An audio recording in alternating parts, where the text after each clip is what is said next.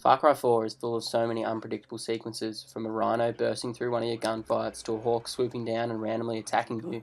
Almost anything can happen in this gigantic playground. Not long after the opening sequence, you are given the keys to a sprawling open world that is filled with life in every corner.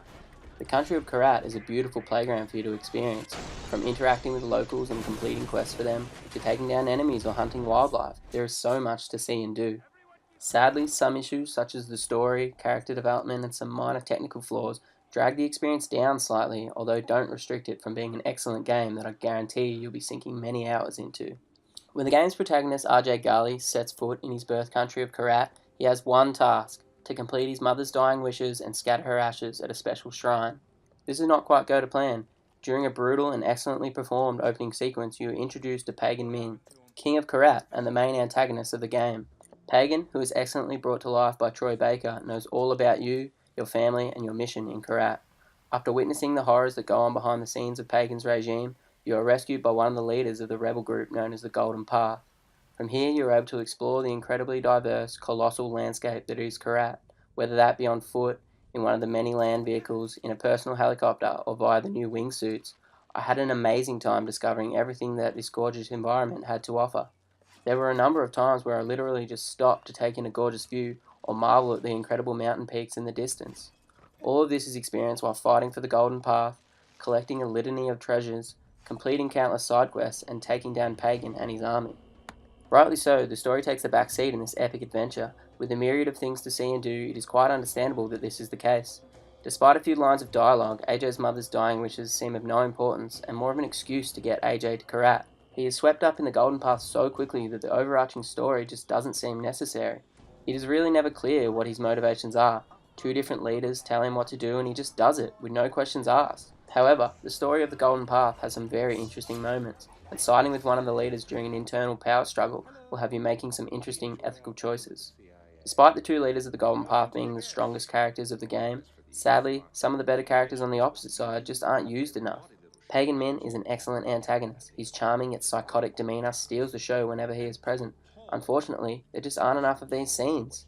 He often checks in over the radio, offering some well-written and entertaining comments and stories, although ultimately he is underutilised as a villain. The same can be said about Pagan's lieutenants.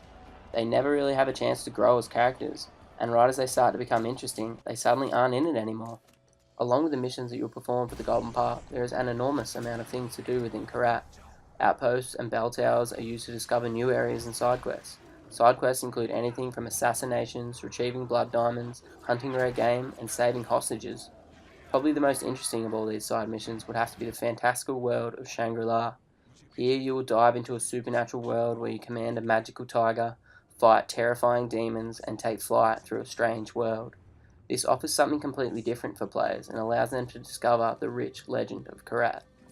All of these side missions go towards upgrading AJ's skills, including chaining takedowns together, being more damage resistant, and even using an enemy's weapon against him.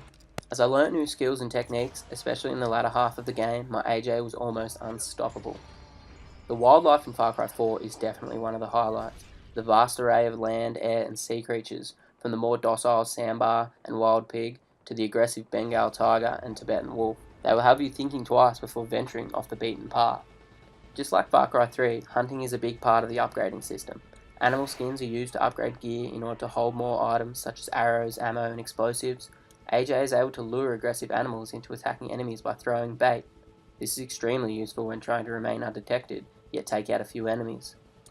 You're also able to ride elephants in Far Cry, and tearing through an enemy outpost on top of a hulking elephant is definitely a great way to pass the time. Overthrowing the enemy-occupied outposts definitely show off why the Far Cry series is very special. Liberating these outposts can be completed in many different ways. Sneaking through the camp with knife in hand and bow and arrow at the ready was my preferred tactic, but baiting animals into doing my work for me, or going in loud and guns blazing, was a great way to handle it as well. Fortresses have now been introduced, and these heavily fortified and armed compounds act as large outposts that take a lot more effort to overthrow. These are a brilliant addition and are a great excuse for a buddy to jump into the game and help you out. Adding a co-op player into the mix can only increase the amount of crazy situations you can get yourself into. While one of you takes to the air in a personal helicopter, raining shells down on enemies, The other could be sneaking about, collecting silent takedowns while the other guards are distracted. Co-op gameplay is a fun way to rack up experience and take down some of the harder outposts and side quests. As for the competitive multiplayer in Far Cry 4, it does an excellent job to implement the vast landscapes, supernatural Shangri-La abilities, and impressive gunplay. The multiplayer boasts two different factions fighting against each other throughout three different modes. The Golden Path faction fights like the more aggressive Far Cry players, using machine guns and explosions to take down the opponent. Comparing this to the Rakshasa faction, who is equipped with a bow and arrow as well as some abilities akin to the supernatural powers that are witnessed within Shangri-La. The Rakshasa are able to summon a bear or a tiger to guard an area or use their blink arrow to get to a kill, traverse the area, or run away from enemies. This is a well-crafted multiplayer and a nice addition to the huge single-player campaign. Far Cry 4 builds on top of what made its predecessor so great. Kyrat is a gigantic open landscape with improved traversal in the form of the personal helicopter and the wingsuit. Breathtaking visuals help make discovering all the game has to offer an absolute treat. I sunk around 30 hours into the game already, and there are still so many side quests to complete, collectibles to find, and locations to discover. Despite the interesting Golden Path story, AJ just doesn't seem to fit in amongst the chaos that he is creating. Troy Baker's remarkably performed Pagan Min is a memorable villain that disappointingly doesn't have enough screen time. Far Cry 4 is an excellent game for those wanting to explore an amazing environment, and will make you stay for the diverse locations and unpredictable gameplay. We give it a 9.2 out of 10.